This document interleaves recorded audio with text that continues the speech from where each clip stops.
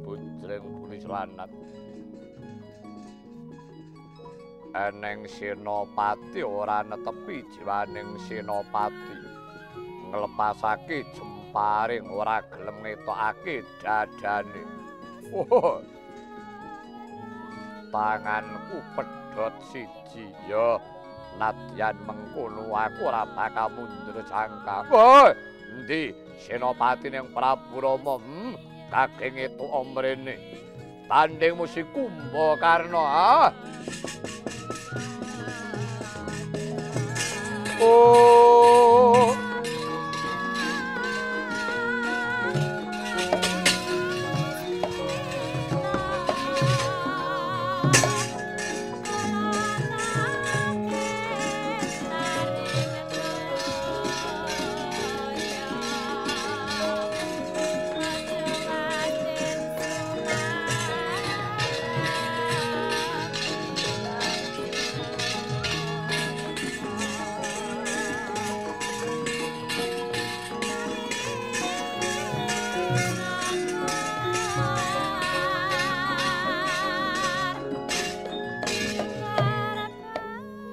Katariceng mangki Sang Gunawan Kunto Wibisana ingkang kaping kalih nglepasaken jemparing nraca bala kanthi angremaken netra. Nalika semanten jemparing nraca bala nyalorot wonten jemparing 3. Nyaut astanira Sang Kumba karo ingkang kanan semawana suku kanan kiring pedhot padha sakala.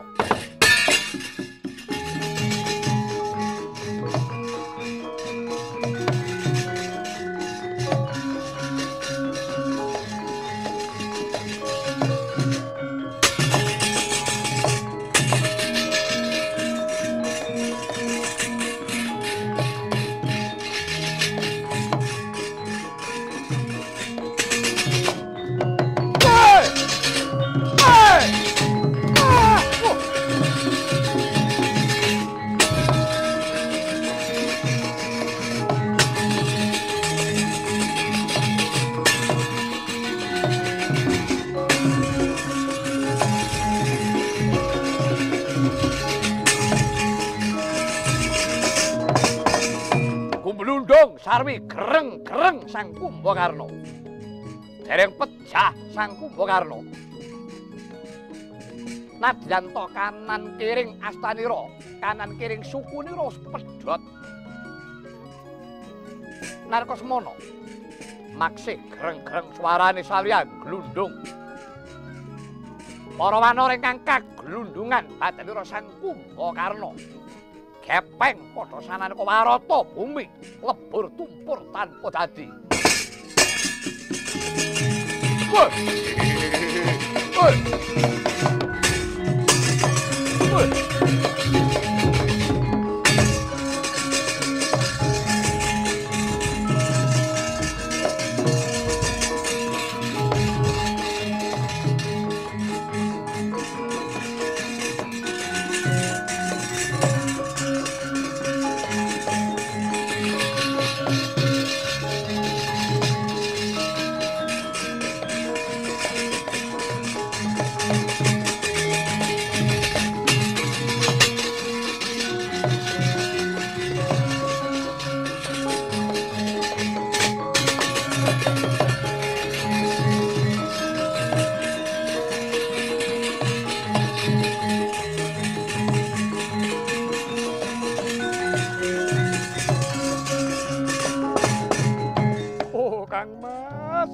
Jimat sesembahan kula Kang Mas Kumbakarna. Pepunden kula Kang Mas. Gunawan. Kowe aja nangis Gunawan. Kang Mas. Dosa menapa ingkang badhe kula sandhang dene kula ngantos njalari. Kang Mas Kumbakarna kados mekaten. Oh, Kang Mas. Ri paduka nyuwun pangaksama dhumateng paduka Kang Mas Kumbakarna. Dosa menapa ingkang badhe kula sandhang Kang Mas? Bibisana kowe ora luput ya Di. Kowe ora kleru Gunawan. Iya. Kaya mengkono kowe mau patraping senopati. Ya satriya kang kudu mbela marang bebener. Senopati kuwi ora sanak, ora kadang. Sing dipikirake mung sawiji ya kuwi babagan dharma utawa lelabuhan. Gunawan, aku gelem mati Gunawan, nanging aku kepengin disampurnakake karo satriya sing suci. Inggih. Keparingipun Kang Mas Kumbakarna kados pundi? Kowe matura kelawan Raden Lesmana. Kuwi sing tak pilih nguntapake patiku sabab dheweke satriya wadat sing ora tecaketan karo wanita, tak anggep dheweke satriya suci. Pindhane kaya Brahmana kang bakal paring pepadhanging titah kang lagi nandhang kaya aku iki Gunawan. Inggih. Inggih Kang Mas, kula setaken dawuh paduka. Kang Mas Kumbakarna. Wis, kowe mundur Gunawan.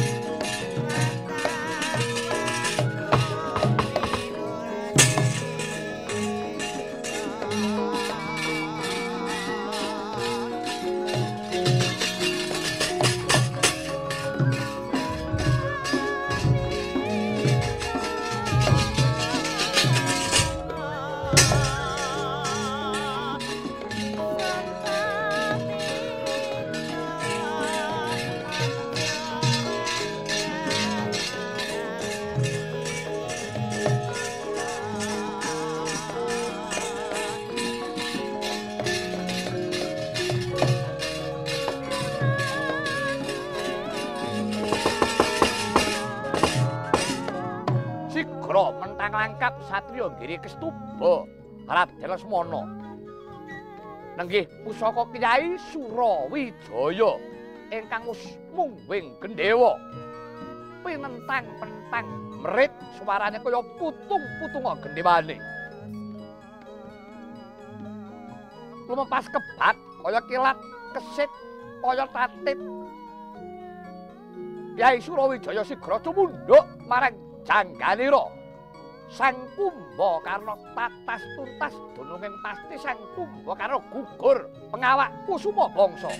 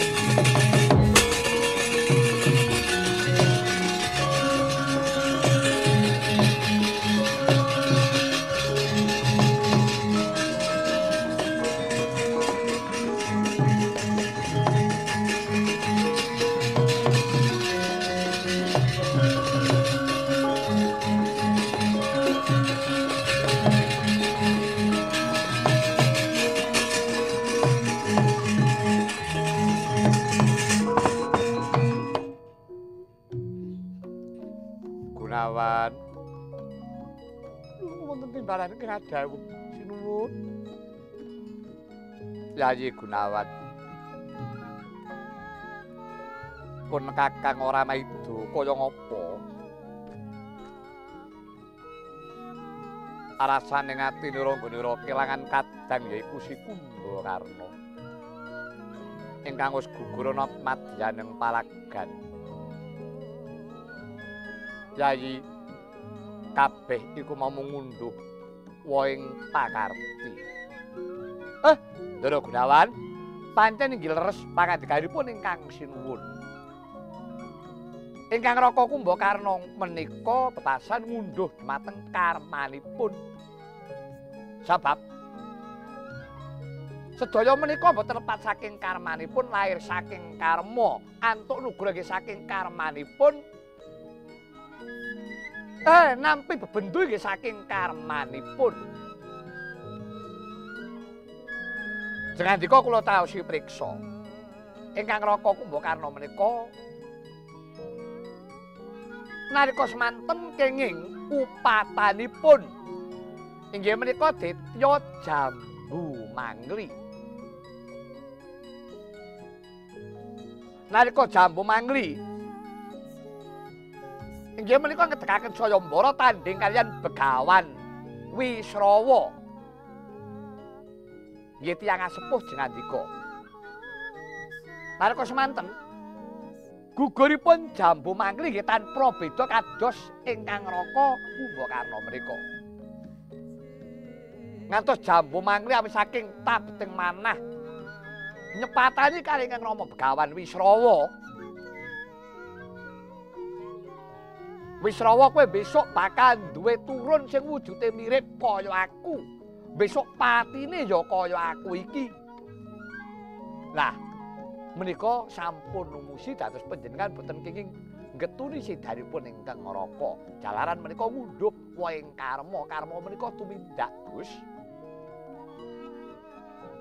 Iya, Kaki Badranaya bakal tak esake dawuh. Ayo, Yayi. Dina iki disuwunake marang Gusti Kang Akarya jagat, muga-muga si Kumbakarna tinampa kelawan dewane. Kawula nggih wis saken dawuh paduka sinuwun.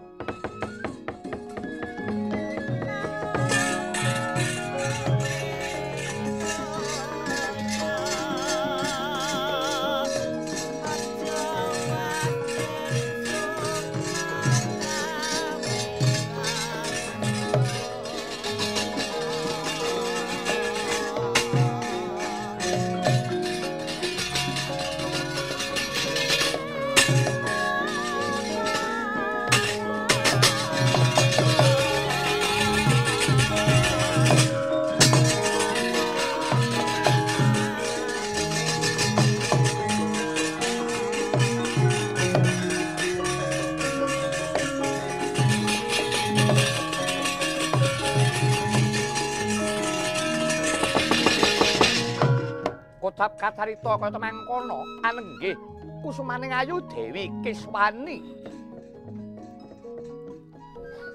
Nalika semanten wonten ing kasatriyan panglebur gongsa pasalenggah Norajenak ngunjuk kaselak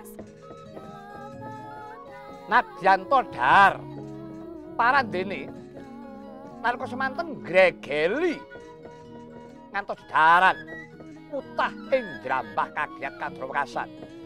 Riwuhnya mangkono Sang Jayu Dewi Kiswani sigra sumusul pring paragan. Surak mangamba-lamba suraking para wanara.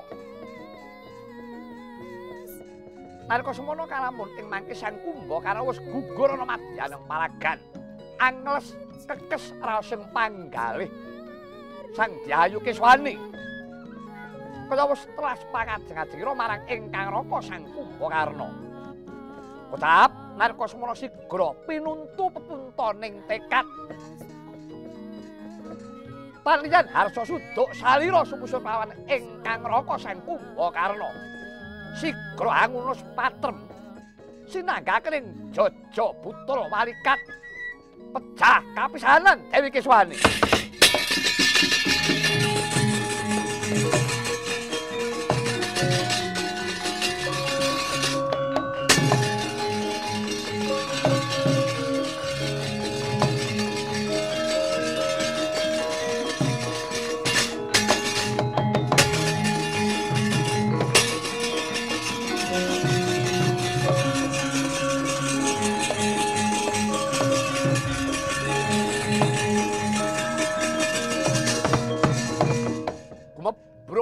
Beng Bantala Kunarpanira Sang Yayu Dewi Kiswani Ludira lampah nersi ana madyaning paragan praptane kala ingkang putra kekalih Kumba miwah Kiswani Kumba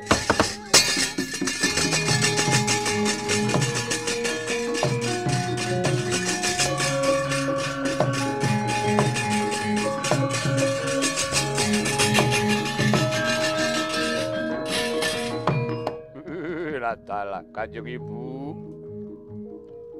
Ibu patuko menika kenging menapa Ibu? Kanjeng Ibu jengandika kenging menapa Ibu?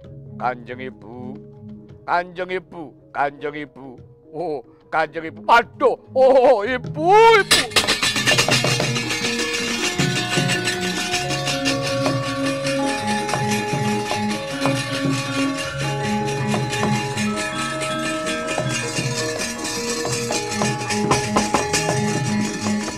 Danane rolayung kumelku jem ora nyomaratani oh Kanjeng Ibu mboten nyono Ibu dene patuko Kanjeng Ibu tutuk jiwa sumusul kelawan Kanjeng Rama aduh Ibu kula nderek sinten Ibu oh Kanjeng Ibu kula nderek sinten Kanjeng Ibu Kanjeng Rama sampun gugur Kanjeng Ibu sampun tumugi ing sirna aduh Ibu kula kados pundi Ibu radalah kejem wong Pancawati wah aja mung wong atu aku sakloron Kanjeng Rama dalasan ibuku ayo anake rampung ana ha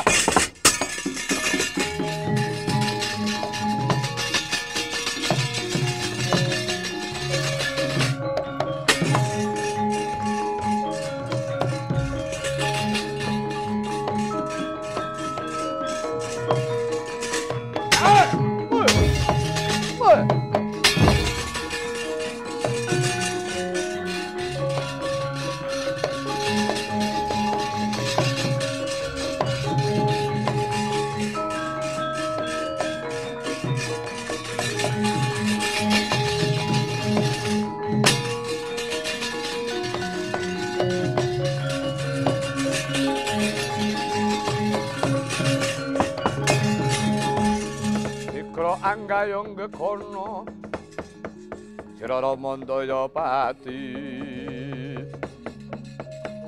ana yaksa gung cangkrama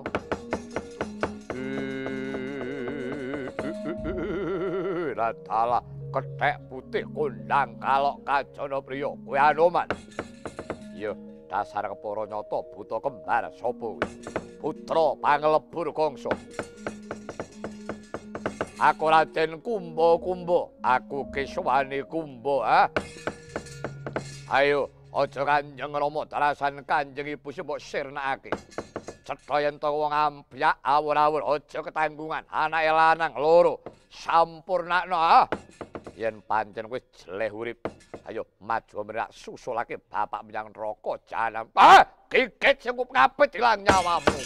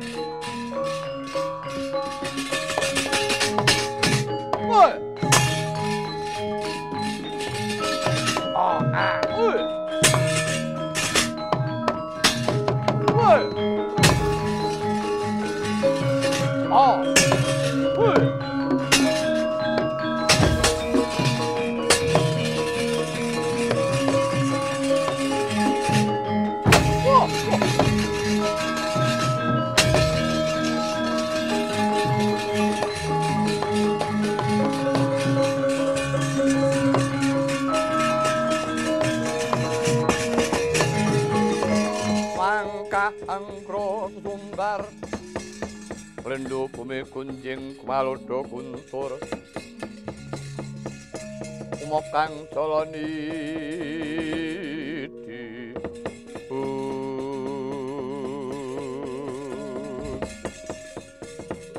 Ayo ora kelakon tekeng pati Dlajat apa kumba-kumba kawan kiswani kumba kelakon sumusul wong atuh sakloro menyang neraka jahanam kuwi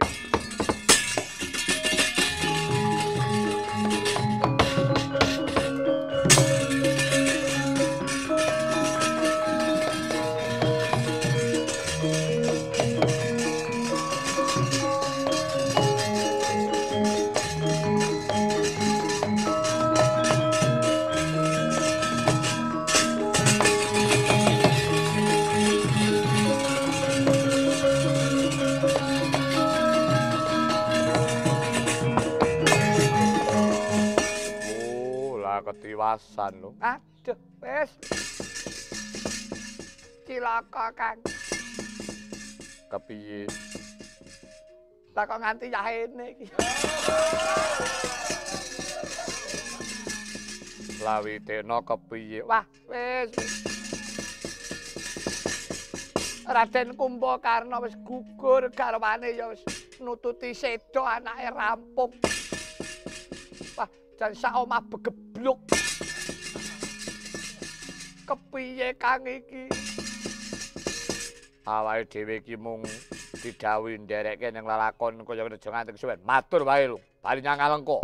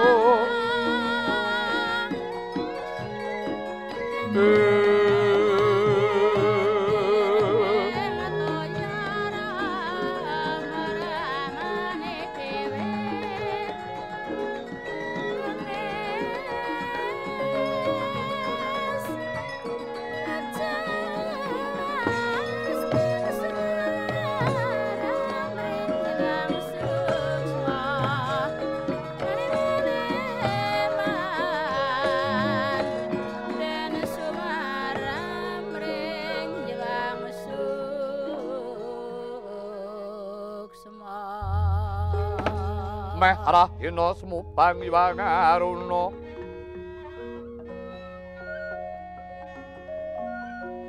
katinetraning uga rapuh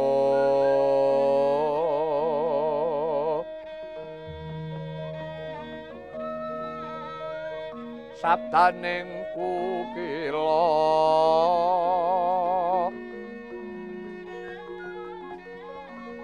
ringkani kara kaketer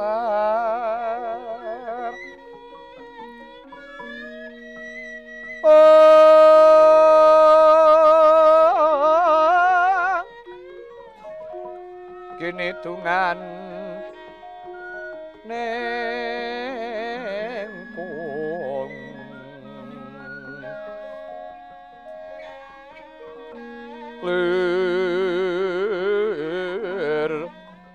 wuwu sing pini panca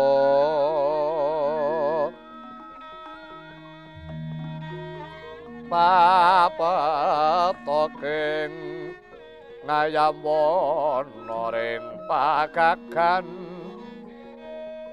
merak mangu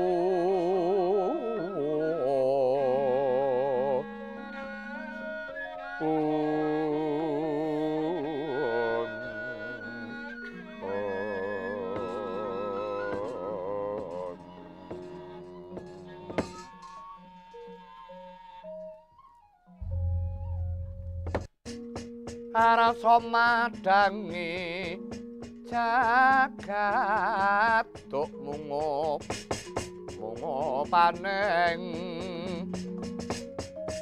saput sae bukir marababa bang sumirat keneng soroting surya mega lan gunung-gunung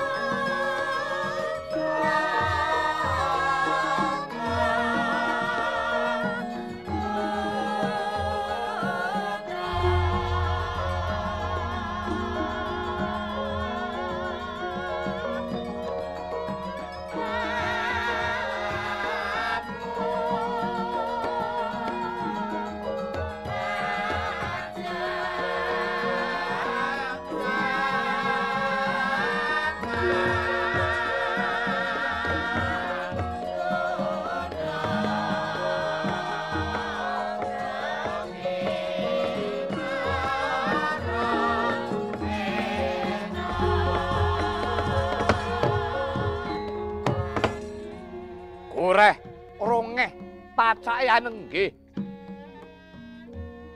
nate ngalengka Sang Prabu Rahwana-raja ya Sang Prabu Dasamuka ingkang nalika semana lenggah wonten ing Stinggil Pinaturata Horeg ebah palengganing Sang Rahwana kaya jomplang-jomplanga dat kararantan dening galih asmu mas lan patos nadyan nalika semanten ingkang putra Raden Indrajit tansah angrerapu sungkawaning driya parandene tan bangkit lipur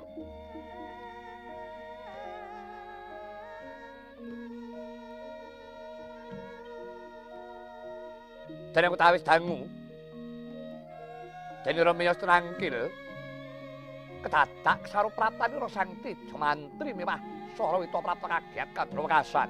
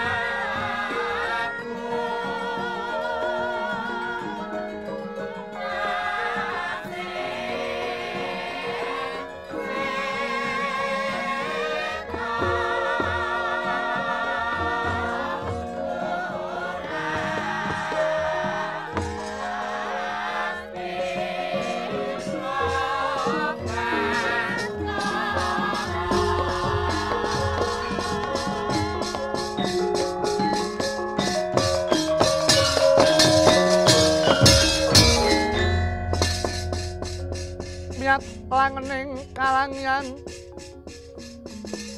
aklara pada moncar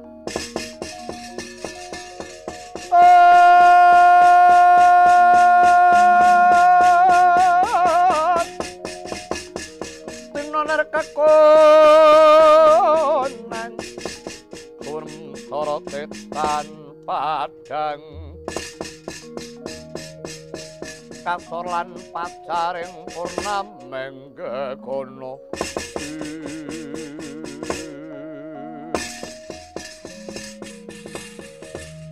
Tokok lawan kuwi bilung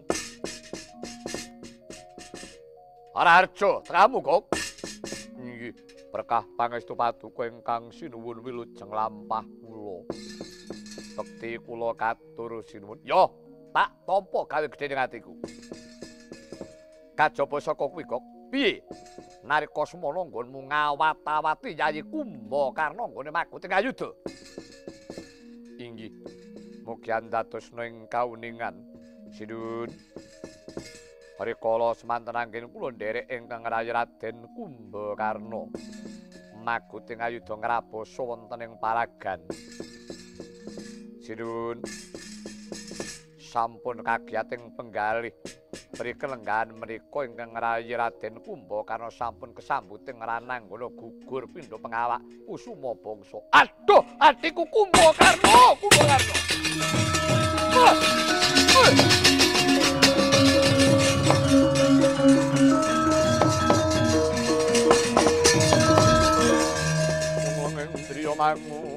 mangun kung kanduan rimang lerlena tanpa kanin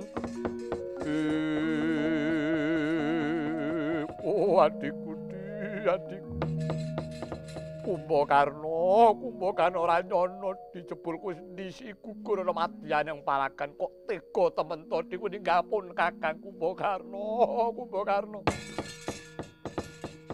oh kepiye Kumbakarna oh kowe mati aku melu Kumbakarna kepiye dilak turung-turung kowe temekaning pati oh sing mbok eloni sapa Kumbakarna yo ora melu sapa-sapa kok kok iso ora neneng kok dikone arep melu sapa nek jek urip diuring-uring sengeni lekas ora nek tangisi iki cangkemmu jo blawanan yo lho kurang-kurang bojane dupak menclat oh Kumbakarna terus aku kepiye Kumbakarna yen aku mbok tinggal di wong driya mangun kung kanduan rimang lerena tanpa kanin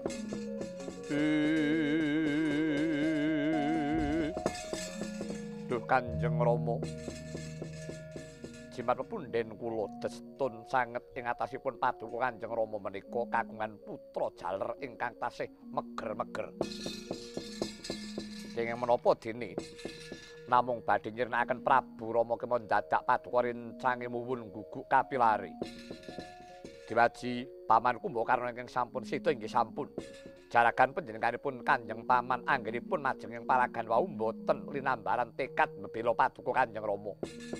Malah semunipun kados dene tiyang mupus jarak pados marganing tiwas. Pramila Rama, menawi wonten keparing enggalih dalu menika ugi kula sagah magas jangganipun Rama Wijaya lan Semana.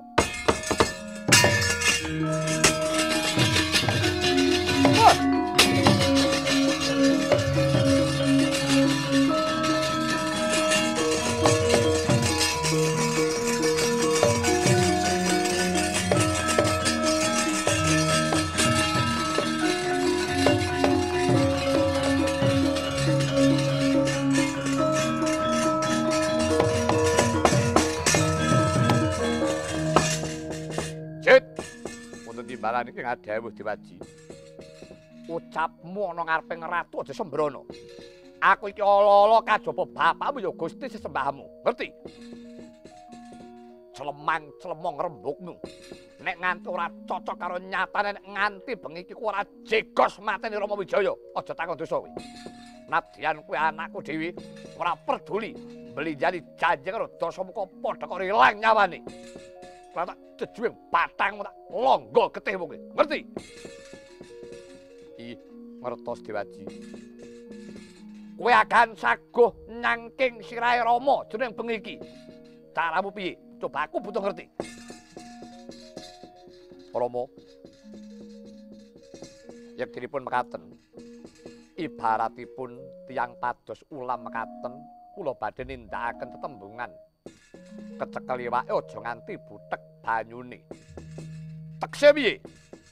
Mimpang kawonipun barisan Rewanda menika sejatosipun namung dumunung wonten sugengipun Prabu Rama. Nadyan bala wanara tumpes tapis tanpa tabet nanging menawi Rama lan Lesmana tasih gesang. Menika Kanjeng Rama dereng saged sinebat mimpang. Ya, bener. Pramila Rama, dalu menika kula badhe manjing pesanggrahan Swelagiri. Sarana lampah Pandungaguna ing pamrih Prabu Rama lan Murdaka badhe kula cidra nalika sami tilem kepati. Nggih kanthi mekaten menika mangke Kanjeng Dewaji saged ungguling jurit nanging tanpa kangelan. Wah, bagus, bagus, bagus anakku Drajit. Bagus, bagus, Gus. Yen nganti kowe ora cocok karo ucapmu aja takon dosa. Lakon mati dari pakane gagak. Dewaji. Mrengantos kula boten saged magas janggaripun Rama Wijaya. Trimah kula wangsularan. Bagus. Tindakno, Cit. Ayo, Togok Sarawita nderek karo aku. Monggo, Raden.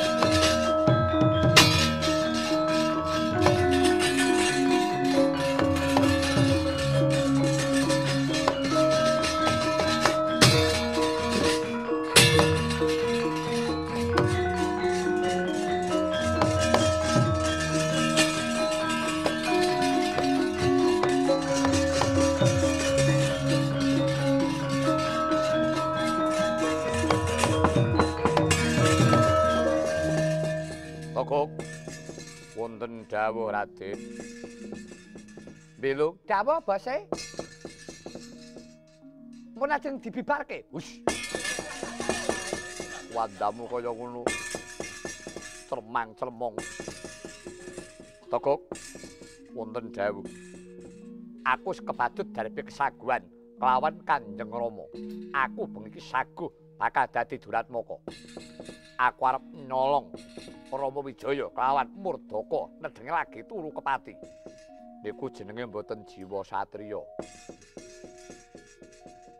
Mateni wong turu niku mboten jiwa satriya. Ora jiwa satriya Ben. Ning butuhku iso mateni Rama. Dina iki kowe bakal tak kanthi manjing jroning Sanggrahan Swelagiri. Lho, awake dhewe jak maling. Aduh. Nyolong. Waduh, iki. Kang Togok kelingan pakeme. Pakem apa? Pernyolongan iki nek kowe menjiwai. Basa ting telusup ting selundup kuwi wis. Tekake wis kowe iki rasa marahi ngono wis. Prigel. Anggere tekane nyanti nyangkali ya bablas. Nyangkali kok gawa kendaraan. Kowe kok aja werna-werna. Upamane yen aku iki dadi Duratmaka. Jare maling kuwi becike supaya slamet kudu nganggo wanci, kudu nganggo petung. Nggih pancen nggih enten petunge. Petunge piye? Kula mboten ngerti petunge maling belung niku sing apal. Piye belung? Kula aturi priksa nggih. Wong maling niku ora usah diitung. Nek niat wani ya wani, nek ora wani mundur. Lho, dipetunge dlejet niku apa jenenge wong maling niku elek, ngeten. Pun to? Nyolong napa mawon? Niku mengke sisip sembire nek ngantek konangan mbilaeni. Nek konangan sing wajib ngono ta rada aman. Nek konangan masak diepuki wong pirang-pirang dieyek-deyek. Ora, pripun? Pancen apike nek ora konangan niku apik, ora konangan. Pancen nggih kaya ngeten niku apike niku nek colongan, ngaten. Adane nek mung teh dhewe niku ming lumrah. Kaya dene ming kaset. Kaset dengkulmu kuwi. Ben ora rono-rono sing dirembug. Ning pancen jam ngono kok, Kang. Wah, tekan bangsa colongan ki iso memanuhara apik kae. Apa kuwi? Guyune Mbak Suryati lah. Kaya biyoku kae nek. Rupamu kaya ngono. Pun, kula mang napa-napakno nek mang jak dadi maling ora saguh. Pamit kula, pun. Pun kula ora saguh. Dipecat kok dadi mbelo nggih, pun. Wis. Timbang kula niki mang jak ngapusi rono. Pun bakal malah cilaka, pun mboten mawon, pun. Kula mboten nderek, pun. Medal mawon kula. Pun ketang rombong gendon sak entuk-entuke. Pun tinimbang kula niku rekoso ati kula wis ora tentrem marahi kuru.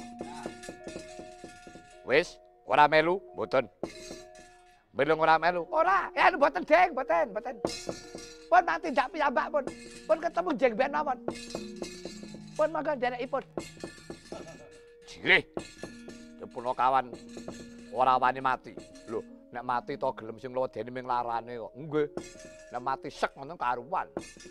Wane ora mati-mati mengagak-agak ya lho. Ah iya ora bola-bali jerek opnam. Wis yen to panjenengan tunggu nang kene. Tak colonge Rama Wijaya.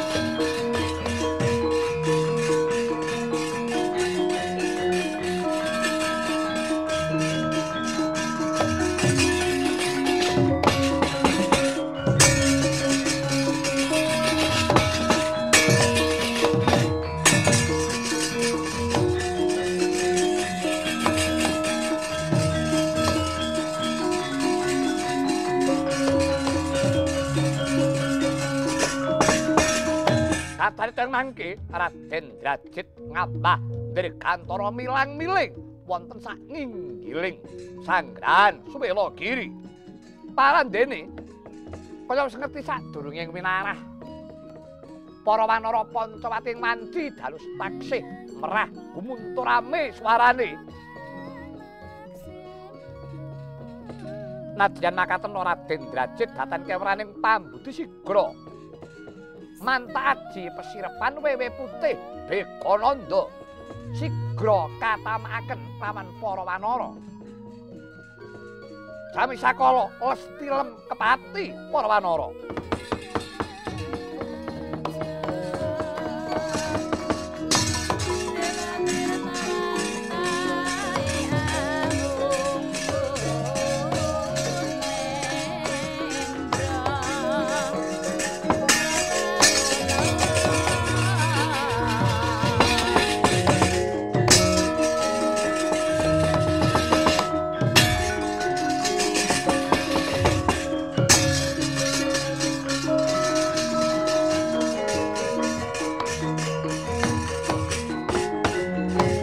Kocap kacarita kaya semangkono. Gayane aji sirep. Wewe putih Bekananda. Dupi wis katamaken lawan para wanara. Sami sakala rep sirep. Sanya tilem kepati. Nadyan to wis mlethek srengenge. Parandene paripaksa tasih wonten ingkang sami liat liyut. Cat eling cat ora. Melek ya ora, merem ya ora. Nadyan to masih ana kang melek. Nanging ditungi apa-apa wis ora sami priksa. Kotap riwusna mangkono Raden Indrajit. Sigra manjing jroning pakuwon ing Swelagiri.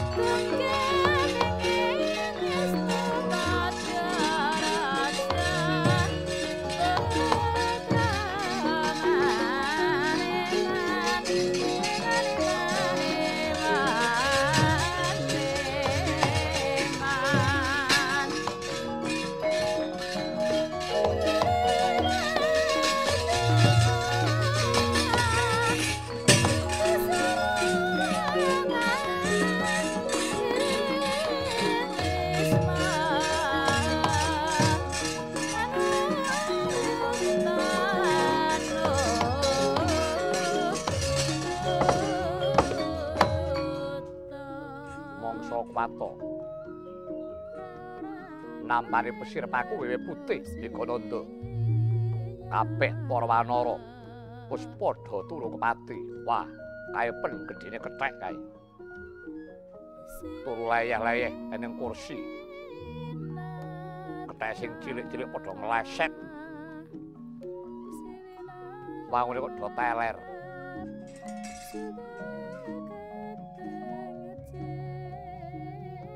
Ambune kok KTI. Yo, aja padha nglilir. Yen aku durung kelakon nikah janggane para Wijaya karo Lesmana.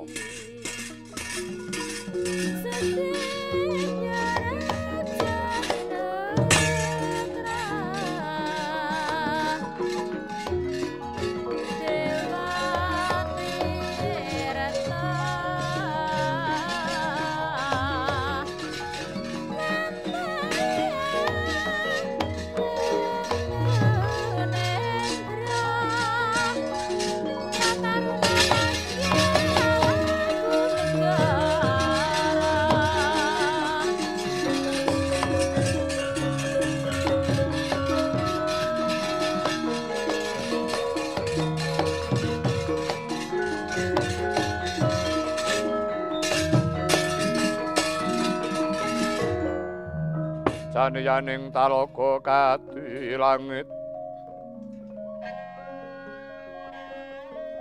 mambang tang paswelan upamaneka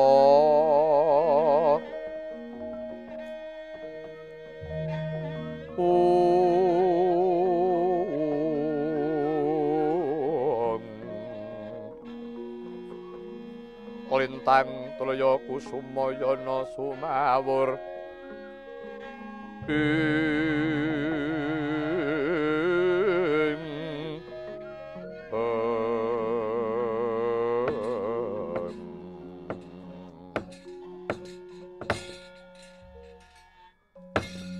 Nala Gareng.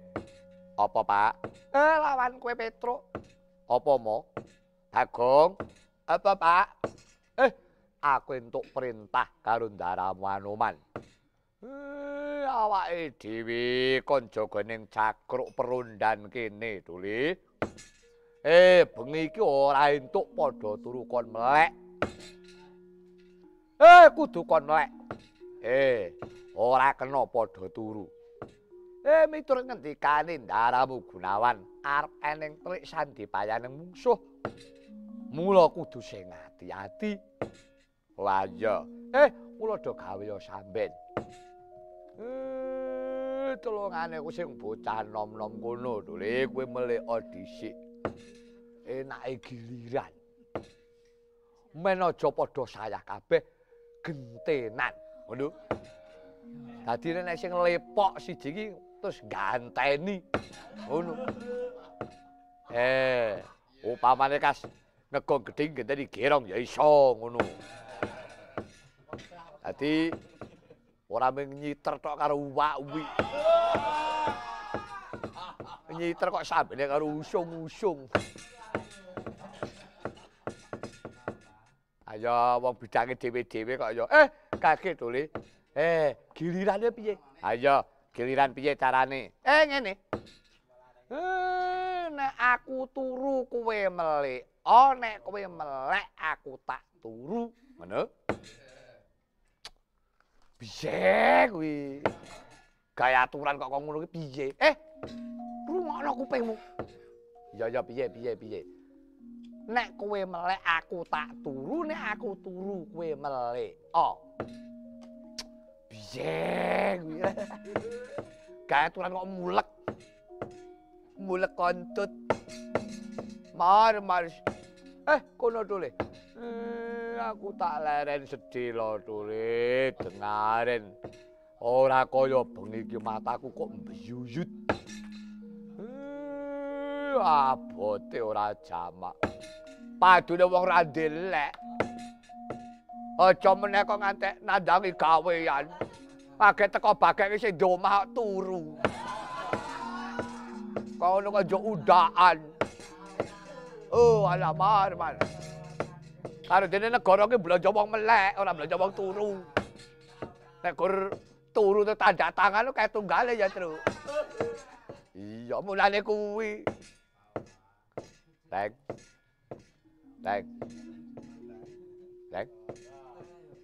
Ngapa? Lah. Iki kok ya kebangetan men ngono lho. Ngapa? Boyo melek sik. Kuwi kok ya aku ki ngapa ta aku ki? Aku ki kurang piye? Lho.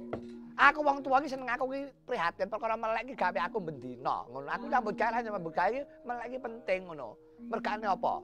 Kowe tau krungu to? Kaya ning tembang. Aja turu sore kaki. Ngono kae. Heeh.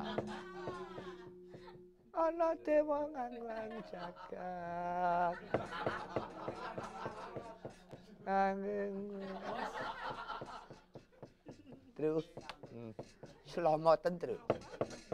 Mau surat cetha kok nandangi. Wes. Nangking bakar kencam. Alah. Boy. Gletak ngono to Leng. Wes. Wah, kita lek-lekke kok. Kentong sore uluk-uluk. Lamun kalih iku ana pandung. Kentong telu lamun griya kabesmi. Kentong papat banjir agung. Yen 5 kelangan kebo. Kuwi gambuh bangsa kentongan. Wis. Parlemang terus turu. Alah. Jan kebangetan. Sego pulen iwak duduh. Kuwi apik ya, Tru? Apik upama eneng. Lho, kae mau ijek iki. Apa kikil? Kok duwe lho gawake bose sak manci. Wah, jos trukne wis entek. Wo. Piye mau? Sego pulen iwak duduh, sambel goreng, tur petene wutuh. Gudeg manggar, tahu tempe endok mesti. Terus sego gudeg karo krupuk. Terus satene iwak kliwon. Ora ana iwak kok kliwon. Jan genjur-genjur. Rupamu kok ngono ra. Oh, wis. Aduh mangsaku nek ora nganggo samben ki wah ya nyang maca abot kok, Truk. Karepmu piye? Main yo, Truk yo. Hus. Ora kena main. Alah sing ngomong sapa? Oh, ala direwangi delik-delik. Ore kae aja main aku ora. Nanggone Waridi mondok. Nek kono do dapuk. Wis pancen do beling-beling kok. Dikandhani wis ora dikeki paitan ya mesti golek utangan. Wis delalah. Wis main, Truk. Wis, ayo. Wis ben. Nekat. Wis ben. Main. Anggo kertu apa? Anu. Apa kuwi? Kowe mau roh kertu ora? Ning pauwan mau eneng kertu. Oh iya. Sik, genteni sik. Kae mau nggon sandek tong sampah mau eneng kertu. Weh. Ya, Glogong. Eneng kertu. Pira? 10. Kertu ki cacahe 60. Ah nek mung iki ya gelem ora? Ya wis, patuk. Nekat. Kowe didit pira? 10. Dek mau ngebon. Wis ora. Kowe didit pira? Aku ya 10. Oh ya.